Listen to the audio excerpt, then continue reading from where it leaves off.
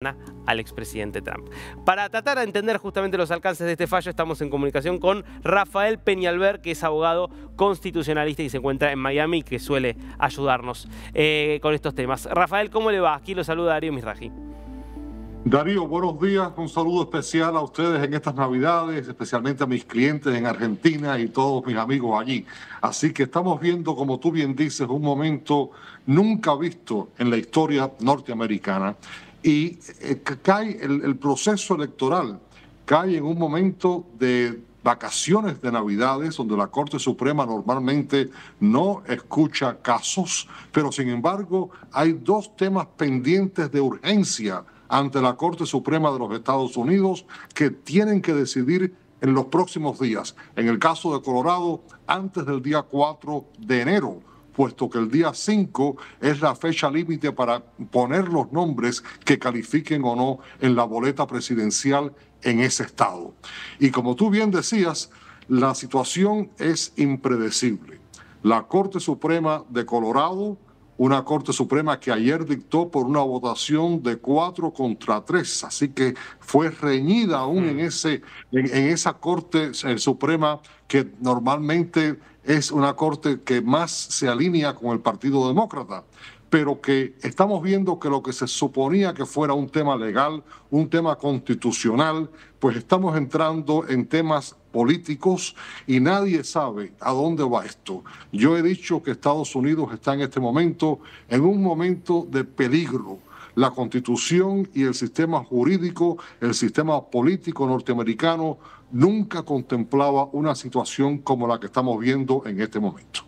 Ahora, yendo a los fundamentos del fallo, desde su punto de vista, ¿se ajusta a derecho? ¿Es razonable la interpretación que hacen de la 14ª enmienda para aplicársela a Trump e impedirle ser candidato? Mira, la 14ª enmienda, como tú bien decías, se hizo después de la Guerra Civil para evitar que los oficiales que habían participado en contra de la Unión Norteamericana, que se fueron con los estados del sur, pues ocuparan puestos, cargos oficiales en la Federación de la Unión Norteamericana. No especifica cómo se va a aplicar la enmienda 14. Dice que personas que participaron en la insurrección no pueden ocupar cargos federales, pero no dice cómo se va a interpretar, quién tiene que decidir eso. El miedo mío es que estemos cayendo en una posición donde cada secretario de Estado, acuérdate que las elecciones en Estados Unidos son dirigidas y administradas por 50 estados. No hay una agencia federal nacional de elecciones. Cada estado administra sus elecciones y determina quiénes son los que aparecen en la boleta presidencial. Si vamos ahora a entrar en una situación donde cada estado, el secretario de Estado de ese estado, que es quien normalmente decide quiénes van a la boleta, tiene el poder absoluto para determinar si una persona estuvo involucrada en una insurrección o no, sin que esa persona haya sido formalmente acusada de insurrección, pues creo que estaríamos entrando en un campo muy peligroso y ya han habido otros estados donde este mismo argumento ha sido rechazado.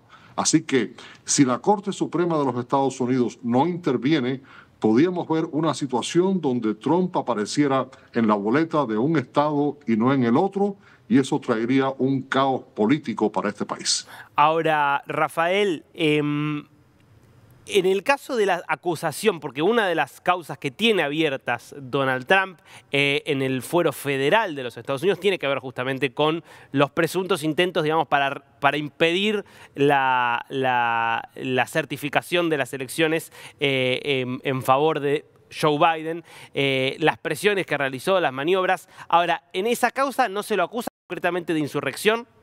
Eso es lo más interesante de todo esto, es que tiene 91 cargos, 91 causas en contra de él, pero ninguna específicamente lo acusa de insurrección.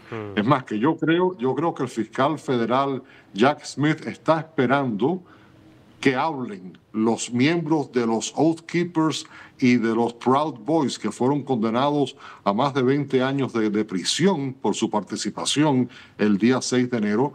Y yo creo que Jack Smith está esperando que estas personas se conviertan en testigos de Estado para establecer un vínculo directo entre ellos, que ya han sido condenados por insurrección, y Donald Trump. Pero eso todavía no ha ocurrido.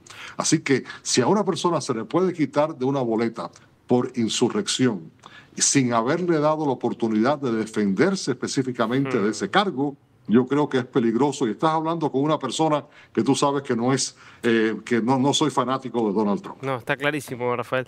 Ahora, ¿esto sí o sí termina en la Corte Suprema Federal o puede ser que la Corte Suprema no termine resolviendo esta cuestión?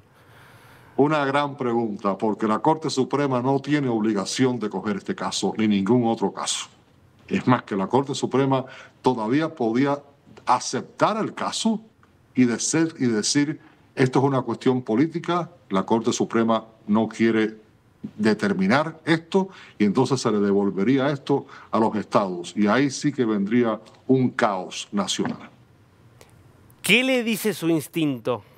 ¿Que la Corte Suprema puede llegar a seguir ese camino o que va a preferir decir, bueno, no, tratemos de resolver esto y fallemos en algún sentido o en otro? Yo creo que la nación norteamericana está en un momento de tal peligro que la Corte Suprema va a tener que intervenir. A pesar de que los sentimientos quizás no sean de meterse en esto, pero yo creo que de lo contrario tendríamos una verdadera crisis política en Estados Unidos. Claro, porque, corríjame si me equivoco, pero si bien es una conformación conservadora, una mayoría conservadora muy clara la que tiene la Corte, es una mayoría conservadora que tiende a creer en la delegación de facultades sobre los estados y en la capacidad de los estados para resolver sus propias cuestiones. Corríjame si estoy equivocado. Correcto, pero vamos a suponer que la Corte diga, cogemos el caso, pero determinamos que no vamos a dictar sobre él porque esto es una cuestión política. Entonces, ¿qué pasa?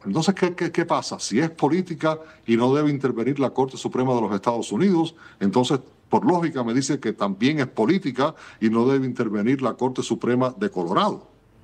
Entonces, ¿qué pasaría? ¿Qué quedaría en ese momento? Sería la decisión de cada uno de los secretarios de Estado de los 50 estados. Una situación inmantenible en la democracia americana. Clarísimo. Rafael Peñalver. Siempre muy interesante para entender las cuestiones legales que afectan a la política estadounidense. Un gusto siempre, Darío. Saludos y muchas felicidades en estas Navidades. Mis mejores deseos para todos. Gracias, igualmente.